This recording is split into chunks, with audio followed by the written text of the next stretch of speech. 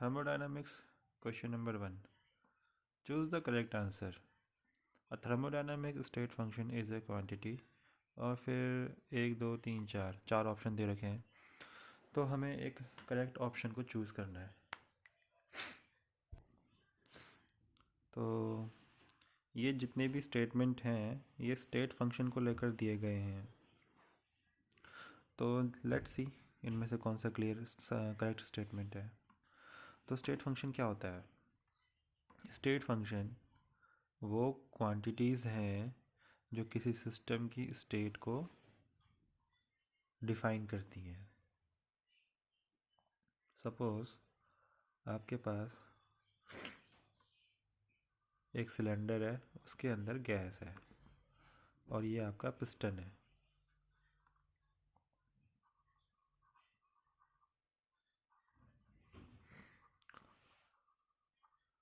तो ये आपका सिस्टम हो गया। तो अब स्टेट फंक्शन क्या होगा? तो देखो, स्टेट फंक्शन वो प्रॉपर्टीज़ होंगी या फिर आप वो क्वांटिटीज़ होंगी बोल सकते हो जो इस गैस की अवस्था को, इस गैस की स्टेट को डिफ़ाइन करें, इस गैस की स्टेट के बारे में कुछ इन्फॉर्मेशन दें। तो कौन कौन सी क्वांटिटीज़ हैं जो इस गैस की इन्फॉर्मेशन के बारे में, इस गैस की स्टेट, इस गैस की अवस्था के बारे में आपको इन्फॉर्मेशन देती हैं? तो एक तो हो गया प्रेशर। प्रेशर हमको बताता है कि गैस कितने प्रेशर में रखी गई है, कम प्रेशर में रखी गई है या ज़्यादा प्रेशर में रखी गई है। तो प्रेशर एक स्टेट फंक्शन है। उसी प्रकार से वॉल्यूम, गैस का वॉल्यूम कम है या ज़्यादा है। टेम्परेचर, गैस का टेम्परेचर कितना है, हाई टेम्परेचर है, लो टेम्परेचर है।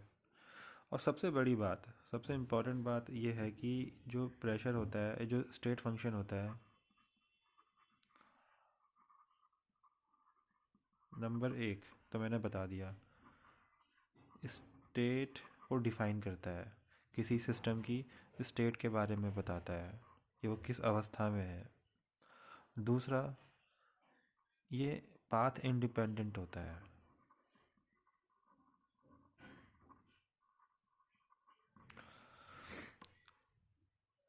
सपोज़ अभी इस गैस का स्टेट है, फॉर एग्ज़ाम्पल मान लो 0 डिग्री सेल्सियस में इसका टेम्परेचर है और इसका जो प्रेशर है वो 1 atm है और जो इसका वॉल्यूम है मान लेते हैं कि 5 लीटर है। ठीक है, अब हमने क्या किया, इस गैस को कंप्रेस किया, एक्सटर्नल प्रेशर इस पे लगाया, एक्सटर्नल प्रेशर। तो क्या होगा, ये गैस में बदलाव आएगा। क्या बदलाव आएगा? टेम्परेचर उतना ही रहेगा क्योंकि हम हीट तो सप्लाई कर नहीं रहे हैं। प्रेशर, पहले गैस का 1 atm था, तो ये गैस कंप्रेस होगी। ये गैस पहले इतनी थी, कंप्रेस होते होते इस थोड़ी सी ये पिस्टन जो है नीचे को आएगा, तो एक लिमिट तक ही नीचे आएगा। सपोज़ मान लो यहाँ पे आ गया पिस्टन, अब लाइक दिस। अब इससे ज़्यादा नीचे नहीं जाएगा, एक लिमिट तक नीचे जाएगा ना। तो सपोज़ यहाँ पे आ गया, पिस्टन रुक गया आपका। तो यानी कि आपने एक्सटर्नल प्रेशर जो लगाया था, सपोज़ मान लेते हैं कि वो 5 atm के बराबर का था। तो अब जो गैस का प्रेशर होगा वो 5 atm होगा। अब वॉल्यूम, अब वॉल्यूम साफ दिख रहा है कि वॉल्यूम बहुत कम हो गया है। तो वॉल्यूम गैस का 1 लीटर ले लेते हैं फॉर एग्ज़ाम्पल। तो गैस की अवस्था बदल गई है, पहली गैस की स्टेट चेंज हो गई है। ये जो पूरा डायग्राम है ये गैस की स्टेट, सपोज़ इसको बोल देते हैं स्टेट नंबर 1 को रिप्रेजेंट कर रहा है, और ये डायग्राम गैस की स्टेट नंबर 2 को रिप्रेजेंट कर रहा है।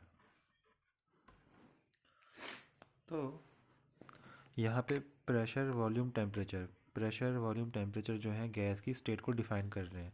गैस पहले इस हालत में थी, अब गैस इस हालत में है।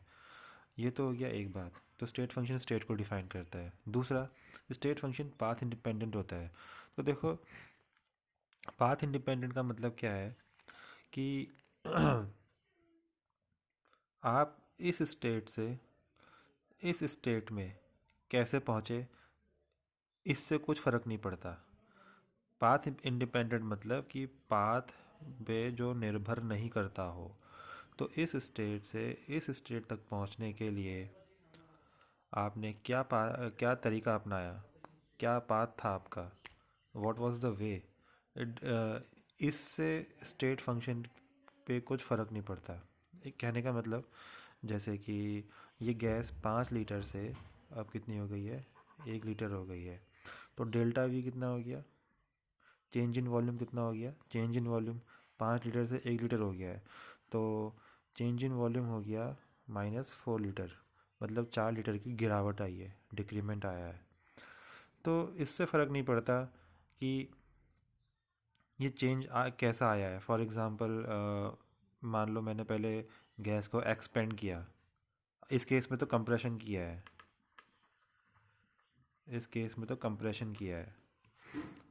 अगर मैंने इस गैस को एक्सपेंड करा, गैस को एक्सपेंड किया, इसका वॉल्यूम 5 लीटर से मान लो एक्सपेंड करके 6 लीटर तक पहुंचा दिया।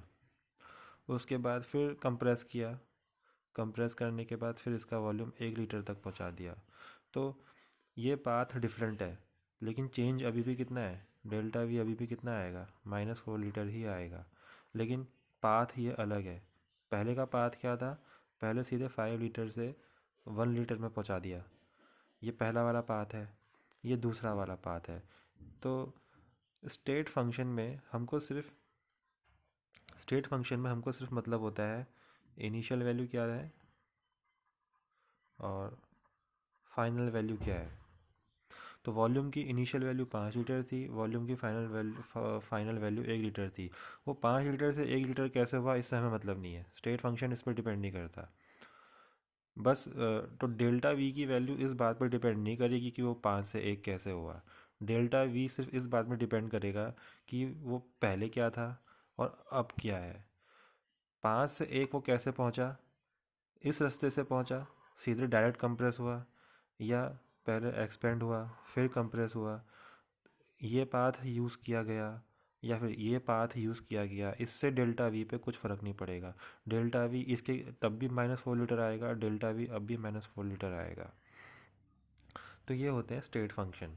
वो सिर्फ किस पर, वो क्या होते हैं, पहली बात तो वो सिस्टम की अवस्था को बताते हैं, दूसरी स्टेट को बताते हैं, दूसरा वो पाथ पर इंडिपेंडेंट होते हैं, पाथ पे निर्भर नहीं करते। वो सिर्फ डिपेंड करते हैं इनिशियल वैल्यू और फाइनल वैल्यू पे। फाइनल वैल्यू क्या है, इनिशियल वैल्यू क्या है।